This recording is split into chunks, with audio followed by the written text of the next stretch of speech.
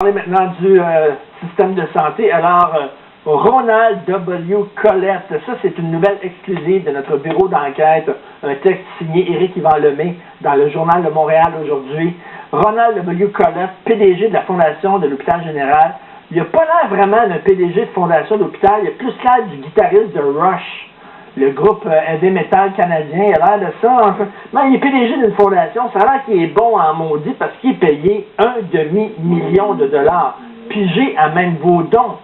Hein, on vous montre des petits-enfants malades, des gens qui ont le cancer, vous braillez, vous prenez votre portefeuille, vous signez un chèque, vous envoyez ça là-bas. Et $1,5 million qui va dans les poches de ce gars-là. Et en plus, étant donné qu'il n'y a pas de fonds de pension, on est gentil.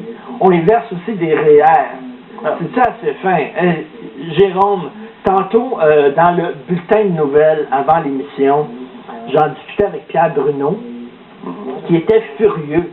On sait Pierre Bruno, la fondation qui porte le nom de son fils, Charles Bruno, et Pierre Bruno disait, moi j'ai peur que les gens se disent justement, c'est tellement dégueulasse que j'enverrai plus un sou à aucune fondation d'hôpital. Puis lui, il dit, il ne faut pas faire ça. Il dit lui-même dénoncer en disant, c'est inacceptable, ça, là. Je le comprends, parce que déjà qu'au Québec, là, c'est pas dans notre culture tant que ça, hein, de faire des dons à des œuvres de charité, à des fondations.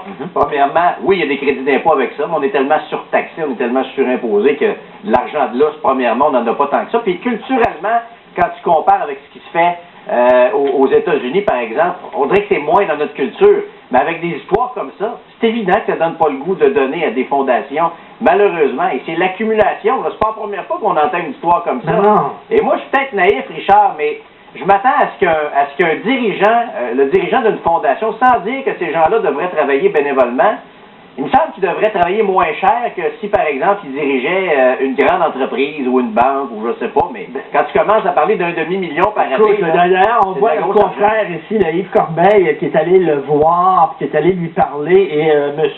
Collette, Yves Poirier, pardon, M. Collette, qui dit... pour s'expliquer, écoutez, je travaille très, très fort. Bon, je comprends, on travaille tout fort, là. $1,5 million, c'est incroyable. Et on va comparer avec les autres fondations d'hôpitaux, vous allez voir. Alors lui, c'est Fondation de l'Hôpital Général de Montréal, 500 000 $. Fondation du CHUM, c'est pas rien, ça, moins de 299 000. Fondation de l'Hôpital de Montréal pour enfants, moins de 249 000 qui est payé. Fondation du CHU de Sainte-Justine, moins de 249 000. Et les autres, Fondation du CUSUM, Hôpital Sacré-Cœur, Hôpital Général Juif, Hôpital Charles-Lemoine, ils sont payés moins de 159 000 $. Lui, je le répète, 500 000 $.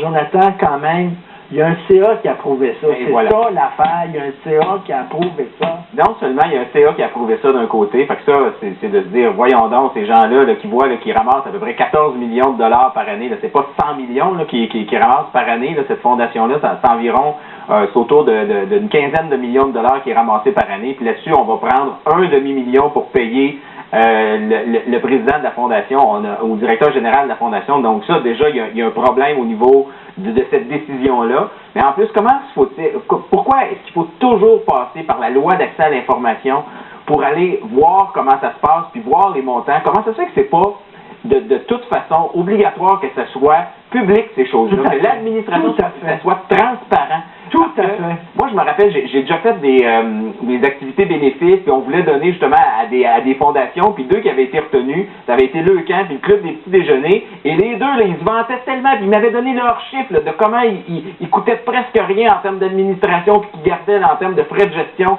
c'était autour d'entre 1 et 2 % par année, puis ils étaient donc fiers de ça, puis...